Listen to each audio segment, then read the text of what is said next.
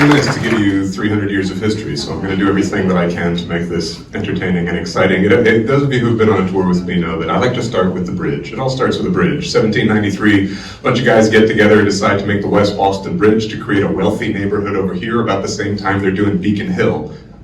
It's undeveloped, and that's pretty rare around Boston in the end of the 1700s. Turns out that no millionaires want to build their mansions in muddy, stinking tidal flats, and so this whole project fails catastrophically. The land is sold off to some new developers who decide to turn this into the American Venice and start carving canals through the neighborhood. This is why we still have Cambridge Port as a neighborhood. You can actually still take a kayak or a canoe with your kids in one of these old canals behind the CIC, but then in 1809 somebody builds a bridge in front of the Charles River. It's hard to get ships up it, doesn't make a very good port if you can't get ships in, and that fails catastrophically too. And finally, the third set of developers comes in and realize what you put on muddy, stinking tidal land is factories. Nobody wants to smell those anyway. And this becomes the manufacturing center of the greater Boston area. With some great success, we're doing things initially like streetcars. Charles Davenport very famously makes the middle aisle of a train car. Not the sexiest invention in the history of Kendall, but it's very important because now we can connect cars one to the other and walk through them at length. It goes from looking like an omnibus to an actual car. He also invents train cars that you can just flip the seat on the back. It saves a mile of track at the end where you have to normally turn the train around. Suddenly, you can just flip the seats all backwards. These are the kind of innovations that we're really looking for. In the 1840s, Elias Howe invents the sewing machine. Even though Isaac Singer gets most of the credit for it, Elias Howe sues him and ends up a millionaire himself. They die friends. Anyway, more and more of this stuff starts coming here. We're getting fat rendering plants. In the 1890s, Kendall becomes the third largest pork packer neighborhood in the Americas. This is what we're doing here. The Boston Woven Hose and Rubber Company, if you're not familiar, is going to print something like 90% of the world's fire hoses in the 1920s, along with rubber gloves, galoshes, anything that's made out of rubber. Your garden hose was probably made here, where you can now go to the smoke shop or Mama's Deli. Delicious stuff. It does not smell good, to be clear. If you've never smelled a soap factory, there's several of them. We had the Unilever company here for a long, long time. In fact, MIT still hosts a building that was once their corporate headquarters. It's E52, if I'm not mistaken, over in Sloan. There's so much industry piling through here that it sort of makes sense that MIT looks at this side of the river after the dam project and the tidal basin is made. Suddenly the Charles River is not breathing. It's not expanding and contracting with every tide. And you can reclaim this land. And that's when MIT goes, we should really be on the same side of the river as Harvard, shouldn't we? And they move over here. 1916, the Great Dome goes up, and let's say with them comes what you might think of as the smart technologies, as electronics and refrigeration technology, the new telephone grid, and all kinds of wacky things are going on in here. The vice president of MIT in the 1930s is Vannevar Bush, and he catches the attention of Roosevelt, who says, you're the head of the Office of Scientific Research and Development, just in time for World War II, and this becomes sort of the think tank and the development center for all of the American Defense Department, with Harvard just up the road and MIT here. We have an office of the Manhattan Project. Alfred Loomis, who is running the RAD Lab, not a place for surfers, but rather, radiation and technology for the radar, which is invented here, along with his interesting concept that if you put a radar tower 1,000 miles apart from each other and then send a signal to both of them, it's going to take a little bit longer to get to one of them than to the other, and we can triangulate your position. We still use that technology, just not with radio towers. Now it's with satellites. It's called GPS. It's crazy what's coming out of here.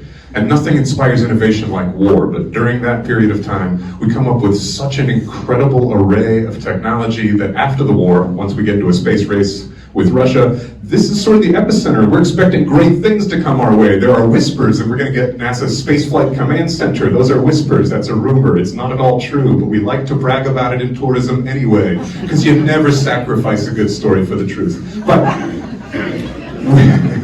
we do get promised their Electronics Research and Development Center. That doesn't quite come to fruition because it's sold off, and by 1970 it's the Volpe Center.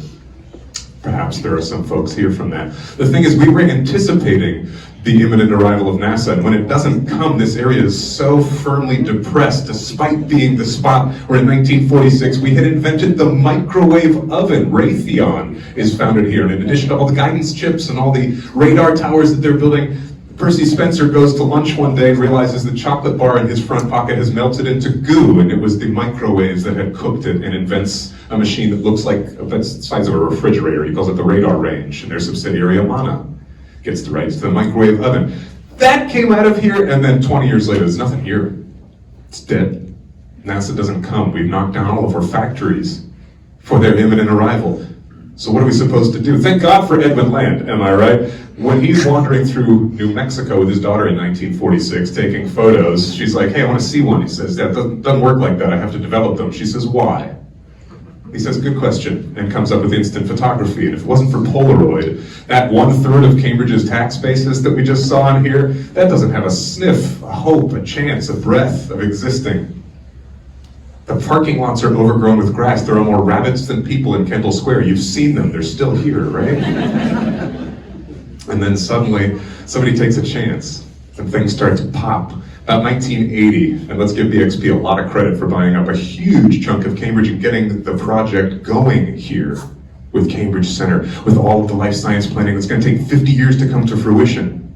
But it does, and it starts, we like to say, at least Mass Bio once told me, it was Biogen that starts everything. When they move in 1980, deciding it would be cheaper to renovate an old factory than it would be to build sterile lab space from scratch, they're right, and they start buying buildings all over the place. Jack Whitehead in 1982 says, how about if I dump a bunch of money and create the Whitehead Institute, which will later on, as you probably know, become the flagship for the Human Genome Project in the 1990s. But in the 1990s, that's also when we start to get all the other pharma companies who are sniffing around. It helps that in 1977, Cambridge is really the first place to define what you can and cannot do ethically around recombinant DNA. And since there are rules, this becomes a very appealing place to come, and we start getting the first biotech startups that are moving in here and realizing that life can do half the work for us, that we do not have to discover small molecules and antibodies to do the medicinal work, that we can actually whisper things to our own immune systems, which is what we're beginning to do in immunotherapy in this place. In the mid-1990s, we start to get other infotech companies coming in. Yes, we get the Novartises, and yes, Genzyme is here, later bought by Sanofi, and now I can enumerate the many, many, many pharmaceutical companies that you've already seen going up here, but half of you work for them, so I'm sure I don't need to tell you about them. Tim Rell, can't say enough good stuff about that guy, even if he's in Asia. Hi Tim, wherever you are, if you watch this video later. 1999, CIC opens up, and it's boom! I mean, the companies that have at least had a presence or an office in the CIC, there's hundreds of them that you've never heard of. And then there's Zipcar, there's Android, there's Facebook and Apple with offices in there. Amazon tries theirs, and then they buy buildings down the road. This is where Twitter goes first, and then they decide that they like it here and they move down the road. I don't know that Microsoft was ever in there. Somebody should educate me on this later, but this building, of course, is one of our favorite in Cambridge because we like a good joke, and to be in a place called the New England Research and Development Center, the nerd, feels only too appropriate here in Cambridge. In the early 2000s, even more biotech moves in here. When you finish the Human Genome Project and Eli and Edith Broad decide to dump $400 million in a chunk and start the Broad Institute. Now we have an enormous amount of research coming through, and the stuff that's coming out of MIT, the statistic is something absurd, like if you take the 35 to 40,000 spin-off companies that have come out of MIT and put them in their own separate country, it would have a GDP of about $2.1 trillion, which means folks coming out of MIT control as much of the global economy as Brazil. This is not normal. This is a place that everywhere on the planet is trying to emulate. We have all of the greatest minds all walking around. There's only 4 restaurants here, so you bump into guys at Clover because there's nowhere else to eat. You know what I mean? And with all this intelligence in one area, it doesn't matter if you're in the same field. You have all these people with diverse interests having discussions. This bump and connect factor, the symbiosis, the collaboration, that's what makes this area special. It's the fact that everybody cares, that the attitude around here is, what can I do to make human progress go further, go faster, do more? And it's not even just us. Of course, I'm focusing on Kendall because here we are in Kendall Square, but Boston has adopted this. It's radiating out from here. Harvard Square is starting to go, how come Kendall's cooler than us? No offense, Harvard Square folks who are in the room. But it's all going. You can actually see some of the stuff, especially on the Boston side. We have something called the Innovation Trail, brand new. And when we talk about tourism being a big thing, is nobody, there's a famous Teddy Roosevelt quote that says, people don't care how much you know until they know how much you care. I think that's our gift, and that's the gift of everybody in this room.